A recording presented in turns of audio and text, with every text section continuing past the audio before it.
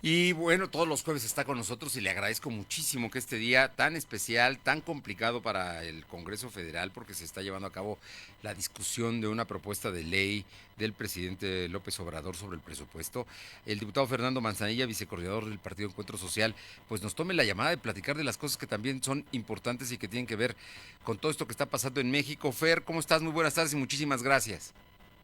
Bien, muy bien, tocayo. Aquí andamos, estuvimos allí, de hecho estamos concluyendo una reunión del grupo parlamentario justamente para platicar de esos temas. Oye, pues yo sé que ese tema es muy importante y si quieres decirnos algo de cómo ves si va a salir la iniciativa de ley y te lo agradeceríamos para poder entender qué es lo que está discutiendo el Congreso, que debería estar en un periodo de confinamiento, de quedarse en casa, ¿no? Bueno, lo que pasa es que hay lo que se llama parlamento abierto, que es, bueno, pues son cuando hay temas muy importantes, se hace una invitación a líderes de la sociedad, especialistas y demás, y se escucha la opinión de ellos y de ellas, y entonces hay una reunión de parlamento abierto de la cual digamos, podido estar también muy poco, porque tuvimos primero reunión de la Comisión de Educación y luego la del grupo parlamentario, y literalmente va acabando ahorita, pero eh, realmente la iniciativa del presidente yo te diría que tiene dos componentes que son los que se van a tener que discutir mucho. A partir de qué punto hoy en día el presidente puede utilizar hasta 5 puntos, el Ejecutivo puede utilizar hasta 5 puntos, variar en 5%, Sí, digamos, el presupuesto que aprueban o ustedes. los rubros sí que nosotros aprobamos. Él puede variar en 5%, por ejemplo, los distintos rubros, y simplemente informar después al Congreso. Mayor problema con eso. Lo que pasa es que están, digamos, él planteando una iniciativa donde dice, bueno, si entramos a una situación de emergencia económica, entonces ahí que el presidente tenga, digamos, amplia disponibilidad de poder moverse como considere. O sea, en eso está la discusión. Primero, ¿qué es lo que determina, qué es eso de emergencia económica? ¿Quién decide cuándo hay una emergencia económica y cómo? Y bueno, pues yo creo que será uno de los temas que se tendrán que terminar de discutir. Hay quien está diciendo, bueno, pues es cuando el crecimiento económico, digamos, caiga 1 punto por debajo, o sea, haya -1% en comparación con el trimestre del año anterior. Hay quien dice, no, pues el número tiene que ser más amplio. En fin, hay esa discusión. ¿Qué es lo que determina una emergencia económica? Y segundo, cuando hay una emergencia económica, ¿hasta qué punto, como está ahorita, el Ejecutivo puede sobregirarse? Pensemos un 5% o más. El presidente ha planteado que sea incluso más. Y a partir de qué punto, cuando sea más, pues entonces eso ya va a aprobación de la Cámara de Diputados. Yo te diría que en esos dos puntos es donde se va a centrar el tema final, y yo creo que hasta el día lunes no tendremos ya mucha más claridad, porque hoy habrá parlamento abierto, no sé si mañana también seguirán las discusiones. Yo creo que, en resumen, yo te diría mi postura Sí, es, creo que es claro que cuando un presupuesto se aprueba bajo unas condiciones y cambian las condiciones, pues el presupuesto tiene que cambiar. O sea, nosotros en diciembre, cuando aprobamos el presupuesto, no sabíamos que iba a haber una pandemia mundial con los impactos globales y nacionales que está teniendo. Entonces, claramente, pues las condiciones cambian y tenemos que ser sensibles a eso. Sin embargo, bueno, pues también hay muchas voces que dicen sí, pero hay que hacerlo de una manera prudente, donde el legislativo mantenga su responsabilidad, porque además es una responsabilidad constitucional de aprobar el presupuesto, y eso no se puede transferir al Ejecutivo. Es otro poder, y hay incluso quien ha dicho que si el Ejecutivo tomara esa, digamos, facultad, pudiéramos decir, pues sería inconstitucional y pudiera haber una acción de inconstitucionalidad. Entonces, yo por eso digo, tenemos que hacer ajustes, tenemos que permitir que haya más flexibilidad en el ejercicio cuando sucedan temas como estos. Uno no tiene bolita de cristal, pero ya que sucede un tema como estos, es como va evolucionando la legislación en el mundo, en México. Pues esto nos ayuda a aprender, y pues lo tenemos que empezar a plasmar en ley. Y sí creo que tiene que tener flexibilidad el Ejecutivo, pero tiene que ser algo muy medido para que al final no se perciba que es el Ejecutivo el que está, pues, finalmente definiendo el presupuesto de la Federación, porque esa es una tarea que le corresponde únicamente a la Cámara de Diputados. Entonces, yo creo que hay que cuidar eso, hay que cuidar que sí tenga flexibilidad, pero hay que cuidar que la responsabilidad se mantenga dentro de la Cámara de Diputados, y veremos en estas discusiones en estos últimos días cuáles son las líneas finas en las que vamos a llegar en esos dos puntos que te comento. ¿Qué, cuándo y quién determina qué es una emergencia? Y en la emergencia, ¿qué flexibilidad tiene el presidente? Bien, Fer, pues me parece muy importante y seguramente podremos platicar más la próxima semana cuando ya haya claridad en torno al tema, pero también es importante definir que los diputados no quieren dejar de tener una responsabilidad que establece la misma Constitución. Y pasando a otros temas, Fer, tú presentaste un punto de acuerdo para efectuar pruebas de COVID a todo el personal de salud. Es una propuesta, diría yo, aparte de innovadora, muy agresiva en términos de que han estado evitando hacer muchas pruebas.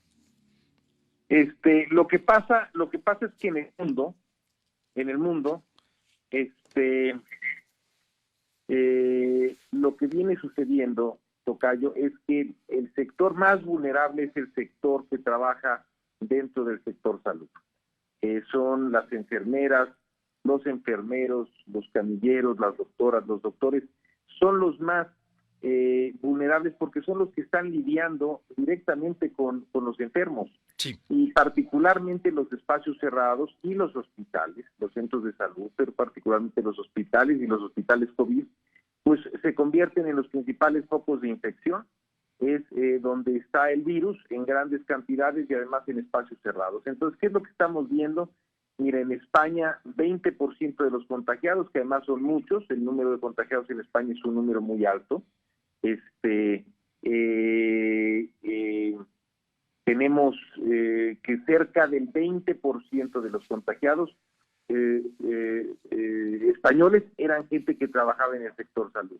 En Italia, el 10% de los contagiados era gente que trabajaba o que trabaja en el sector salud, y cuando nos vamos a ciertas regiones como Lombardía, sube al 20%. En México, ya de acuerdo a los reportes de la Secretaría de Salud que tenemos, el 16% de los infectados en México es personal del sector salud. Entonces, la OMS, la Organización Mundial de la Salud, lo que he estado diciendo, lo que he estado comentando, es que para ellos hay dos temas que son muy importantes que los gobiernos tienen que enfocarse. Primero, el tema de dar equipo de protección personal, mascarillas, lentes, guantes, batas, en fin, cubrepelo, todas las cosas que ayuden a que puedan hacer su trabajo y estar protegidos en ese proceso. Y cuando hablamos, por ejemplo, de cubrebocas, porque hay muchos tipos de cubrebocas, pues los cubrebocas adecuados, por ejemplo, para la gente del sector salud, y eso se tiene que cambiar con cierta periodicidad. En fin, hay una serie de temas para protegerlos. Y en segundo lugar, pruebas masivas. Se tienen que hacer pruebas masivas en el sector salud, porque lo que sucede es que hay mucha gente que se contagia y es asintomática. Eso sucede a población abierta y sucede en el sector salud.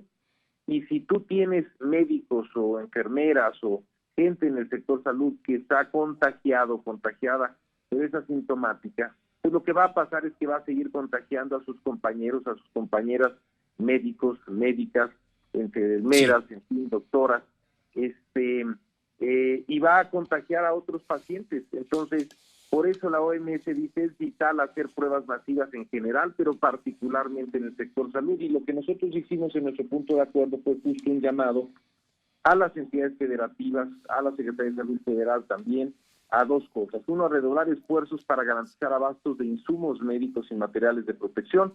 Y segundo, priorizar la aplicación de pruebas masivas en el sector salud para que podamos identificar a aquellos que estén contagiados, los podamos meter en cuarentena, que se puedan curar y puedan regresar al campo de batalla. Si no lo hacemos, Tocayo, el problema que vamos a tener es que después no va a haber quien atienda o nos atienda, esperemos que ni tú, ni yo, ni nadie, pero bueno, que quien atienda a quienes acaben enfermos de este terrible virus. Pues ya tenemos muchos asintomáticos en la población abierta que pueden estar infectando y no lo sabemos porque tampoco hay pruebas abiertas a la población. Así eso es muy grave. Por eso la estrategia en general de los países que han lidiado con esto de mejor manera es pruebas masivas para eso, para identificarlos.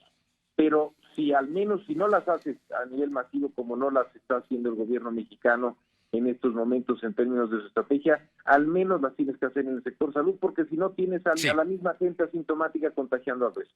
Y cuando me hablas, por supuesto, sin duda, médicos, doctores, doctoras, camilleros, enfermeras, enfermeros y también los afanadores, ¿no? Que también tienen un trabajo muy importante ahí porque es la limpieza de los hospitales. Toda la gente que trabaja ahí, que es muchísima gente, en cuanto tú entras a un hospital que tiene casos de COVID y normalmente se Sí. están aislando y teniendo, digamos, pues, hospitales dedicados a eso, todos los especialistas a nivel mundial te dicen esos son los principales focos de infección en todas las regiones del mundo. Entonces, el que entra ahí, más vale que entre, digamos, bien resguardado, bien preparado, bien protegido. Y por lo mismo, pues una vez ya que estás en ese medio porque es tu trabajo y porque así lo has decidido hacer y porque además todos te lo vamos a aplaudir, además de eso, pues lo menos que puede hacer el Estado, además de protegerlo, pues es estar pendiente de su salud y no estar, digamos, sujeto solamente al día que empieza a presentar síntomas, porque puede ser asintomático y de ahí ir contagiando a muchas otras gentes que están sanas. Importante la propuesta y esperemos que haya también respuesta del lado oficial del ejecutivo, que es el que tiene que aplicar estas pruebas masivas. Fernando Manzanilla, como siempre, un gusto saludarte y especial hoy por estas condiciones de trabajo extraordinario que tienen en la Cámara de Diputados y que nos que nos tomes la llamada. Muchísimas gracias, como siempre. Gracias a ti, tocayo. Saludos al auditorio. Un fuerte abrazo.